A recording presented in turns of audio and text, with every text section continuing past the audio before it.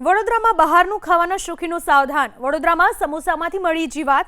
24 કલાકમાં 2 સ્થળોએ સમોસામાંથી નીકળી જીવાત। વાડી ચોખંડી વિસ્તારમાં સમોસામાંથી નીકળ્યો વંદો, તો સુભાનપુરા વિસ્તારમાં સમોસામાંથી નીકળી જીવાત।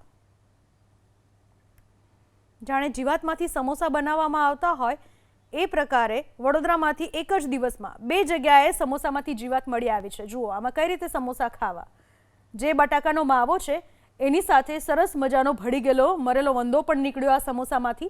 લોકો બેફામ રીતે બહારનું આરોગતા હોય છે, પણ આ બહારનો ખાદ્ય પદાર્થ સ્વાસ્થ્ય માટે કેટલું જોખમી છે તે દરરોજ સાબિત થાય છે। ગઈકાલે અમદાવાદમાં પિઝામાંથી વંદો નીકળ્યો હતો, આજે અહીંયા વડોદરામાં 2 જગ્યાએ સમોસામાંથી વંદા નીકળ્યા। જાણે વંદામાંથી જ રસોઈ બનાવવામાં આવતી હોય એવું દ્રશ્ય ઊભું થાય છે।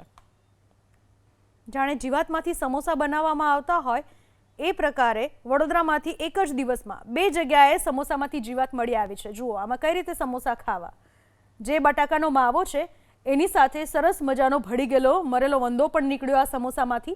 લોકો બેફામ રીતે બહારનું આરોગતા હોય છે, પણ આ બહારનો ખાદ્ય પદાર્થ સ્વાસ્થ્ય માટે કેટલું જોખમી છે તે દરરોજ સાબિત થાય છે। ગઈકાલે અમદાવાદમાં પિઝામાંથી વંદો નીકળ્યો હતો, આજે અહીંયા વડોદરામાં 2 જગ્યાએ સમોસામાંથી વંદા નીકળ્યા। જાણે વંદામાંથી જ રસોઈ બનાવવામાં આવતી હોય એવું દ્રશ્ય ઊભું થાય છે।